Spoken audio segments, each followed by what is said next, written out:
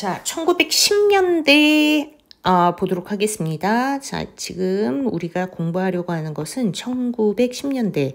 일본이 우리를 식민 통치하고 10년 동안 이루어졌던 거. 통치 방식은 무단 통치. 감히 저항할 꿈도 못 꾸게 찍소리도 못하게 무력으로 찍어 누르는 통치 방식. 이것이 이 시기의 통치 방식이었습니다. 자, 그러면 핵심적인 내용들을 선생님이 표시를 해 놓았는데요. 여러분들도 교과서 표시하면서 같이 보도록 하세요. 1910년 일제는 한국을 강제로 병합한 다음에 최고 통치기구로 조선 총독부를 설치했다. 아주 중요하죠. 이걸 가지고 무단 통치를 실시했는데요. 일왕 직속에 조선 총독이 들어와. 일본 왕의 직속이야. 직속. 조선 총독이 조선에 들어와 행정, 입법, 사법, 군사권 등 절대 권력을 행사하였죠. 대한제국 시기에 고종 황제가 가지고 있었던 권한을 총독이 갖게 됩니다. 초대 총독으로 들어왔던 인물은 데라우치라고 하는 인물이었고요. 자, 이렇게 행정기관의 주요 관리까지 대부분 다 일본인들이 장악을 하게 되자 당연히 이 조선인들은 땅에서 일본인들이 모든 주인 행세를 하게 되면 안 되겠죠. 그래서 보여주기식으로 조선 식민통치 한국인의 마치 의사를 반영한다는 명분으로 중추원이라는 것을 두었는데요. 기능이 전혀 없어. 아주 형식적인 자문기구. 없어도 되는 거죠. 3.1운동 때까지 한 번도 소집되지 않았다. 그래서 식민통치 핵심기구는 조선 총독부고 자문기구로 중추원을 두었지만 조선인들을 중심으로 한 중추원은 회의가 소집된 적이 없을 정도로 3.1운동 때까지 굉장히 형식적인 기구였다. 이렇게 알아두시면 되겠습니다. 자, 이번에는 무단통치의 실상을 빨간색으로 번호를 붙여가면서 한번 공부를 해보도록 할 텐데요. 무단 통치는 일단 그 수단이 필요해. 무력으로 어떻게 공포 분위기를 조성하냐. 바로 헌병 경찰을 이용했다. 헌병이라고 하는 것은 군대의 경찰을 얘기하는 거죠. 마치 군대식으로 우리 민족을 통치했다. 헌병이 일반 경찰 업무까지 담당했어. 여기 보면은 헌병 경찰서 전국 배치도가 왼쪽에 지도에 나와 있는데 어마어마하죠. 자, 헌병 경찰은 일본에서 데리고 들어오지만 그 밑에 헌병 보조원들, 조선인들, 일본 앞잡이들 8뚝에 완장을 쫙 채워놓고 쭉 깔아가지고 이들의 꼬북 역할을 하게 해. 자, 볼까요? 자, 헌병 경찰 제도를 실시해. 자, 일반 경찰 업무까지 헌병이 모두 맡았고, 헌병은 어떤 일을 하냐? 치안 유지, 의병 토벌, 첩보 수집, 납세 강요, 민사 소송 조정, 산림 감화, 어업 통지, 일본어 보급, 일상생활을 전부 감시하고 통제했다. 이게 포인트가 되겠죠? 그러기 위해 법적인 어떤 근거가 필요한데요. 범죄 직결례, 조선 형사령, 조선 태형령, 경찰범 처벌규칙, 특히 태형이라는 용어 좀 기억해 두시고요. 경찰범 처벌규칙 이런 말들을 좀 알아두세요. 이런 건 1910년대이다. 중요한 거는 뭐냐. 정식 법 절차나 재판 없이도 한국인을 벌금이나 구류, 즉 단기로 감옥에 가둔 거 구류라고 얘기를 해요. 태형 등의 처벌을 내릴 수 있었다. 태형은 때리는 형벌이야. 자, 이 사건의 신속한 처리와 이는 사건의 신속한 처리와 통치 비용 절감 등을 이유로 말도 안 되죠. 인권 보장과 사법 절차의 공정성을 모두 포기한 저버리는 결과를 낳았다. 이렇게 설명이 되어 있어요. 태형령이라는 건 뭐냐? 원래 우리 조선에는 사람을 때리는 형벌이 있었어. 태형이라는 갑오개혁 때 일제가 이거 야만인이다 그러면서 폐지를 했는데 일제강점기 무단통치기에 한국인들에 한해서 차별적으로 적용을 했죠. 3월 이하의 징역 하도 잡아 가두니까 감옥이 부족하잖아요. 대신 태형령을 부활시킨 거예요. 그래서 조선인에 한해 감옥에서 비밀리에 집행하는데 사람을 때릴 수 있다는 거야. 태형하면 무단통치. 자, 경찰범 처벌 규칙은 뭐냐? 말도 안 되는 것도 다 처벌할 수 있게 되어 있어.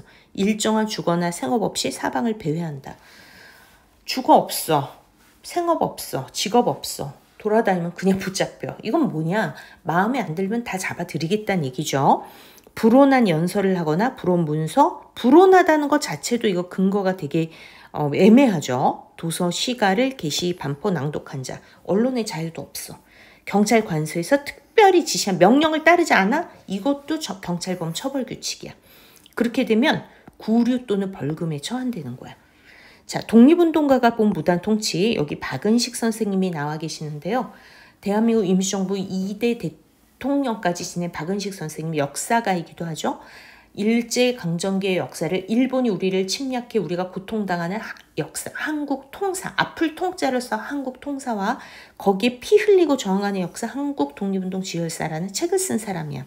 이분이 경찰이 보아 죄를 범하였다고 인정하는 자는 사법에 의하지 않고 직접 체포하고 심지어는 그자뿐만 아니라 그의 친척, 친구까지 연좌제까지 썼대요. 사실의 유무와 경중을 불문하고 묻지도 않고 신문에 앞서 악형을 가하였다.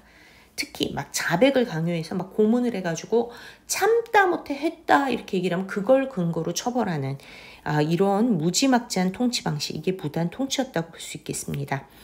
무단 통치기의 교육은 어떻게 이루어졌을까요? 당연히 차별 교육이 이루어졌겠죠. 자, 무단 통치기의 교육의 특징은 우리가 1911년에 발표한 1차 조선교육령을 근거로 생각해 볼 수가 있는데요. 교육의 목표 자체가 일제의 지배에 충실히 따르는 국민, 충실히 따른다, 착하다, 말 잘 듣는 사람을 만드는 것이 교육의 목표였어. 고등교육을 시키면 될까 안 될까? 안 되죠. 자, 자기네한테 필요한 것만 딱 가르치는 것이 교육의 내용이야. 그래서 교육의 종류에 보통교육과 실업교육만 있었다. 보통교육은 초등교육에 해당이 되는 건데요. 수업 연한이 4년이야. 이게 거의 대부분이 일본어 수업, 한문 이런 것들로 구성이 되어서 말을 알아들을 수 있게 일본어를 가르치는 일본어 교육이 핵심이었고요. 실업교육은 적당히 일시키기 좋을 만큼의 기술을 가르치는 교육이었다고 보면 되겠습니다. 당연히 대학 설립 이런 건 법적으로 아예 규정이 없어서 고등교육을 받을 수 있는 기회가 없었다. 이렇게 아시면 되고요. 이건 1910년대 얘기예요. 무단 통치기. 교사는 공포 분위기를 조성해야 되니까 제복을 입고 칼을 차고 수업하는 것이 1910년대의 특징이야. 민족교육을 실시할 만한 사립학교나 서당 같은 거 철저히 탄압했고요. 언론 출판 집회 결사의 자유 당연히 없고 신문, 역사서, 잡지 출판 금지되고 언론 자유 없다고 했죠. 결사, 단체를 만들 자유가 없어. 애국계몽운동 단체, 학회 전부 해산되고요. 이것이 일제강점기의 특징이다. 염상섭의 만세 전에 보면 이런 구절이 나와. 소학교 선생님이, 보통 학교죠. 칼을 차고 교단에 오른 나라가 어디 있겠습니까? 뭐 이런 내용이 나옵니다. 자, 무단 통치 시기 학생들은 칼찬 선생님들을 보면서 일상생활에서조차 공포를 느꼈겠죠?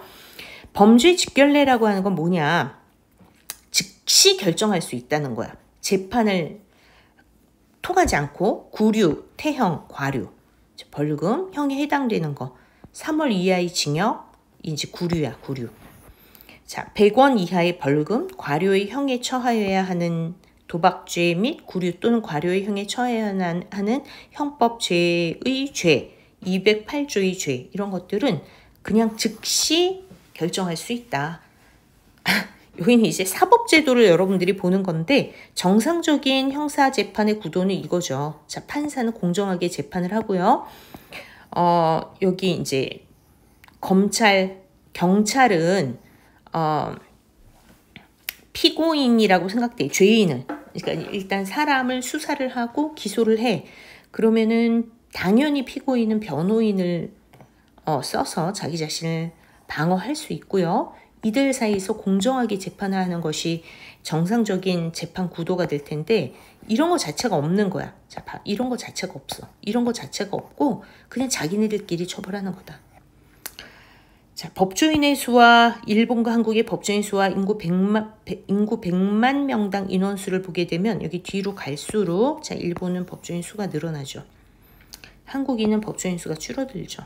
그래서 변호사 그런가 하면 이런 것도 다 뭐겠어. 친일파들이겠지. 그치? 조선 형사력. 수사 결과 급속한 처분이 필요할 때 공소지기 전에 영장을 발부해 검증 수색 압수하거나 피고인 증인을 신문하고 감정을 명할 수 있다. 자, 이런 전혀 공정성이 존재하지 않는 이것이 바로 특징이었다. 이렇게 알아두시면 되겠습니다. 수고하셨습니다. 교과서 여러분 교과서 10회독 절대 잊지 마세요.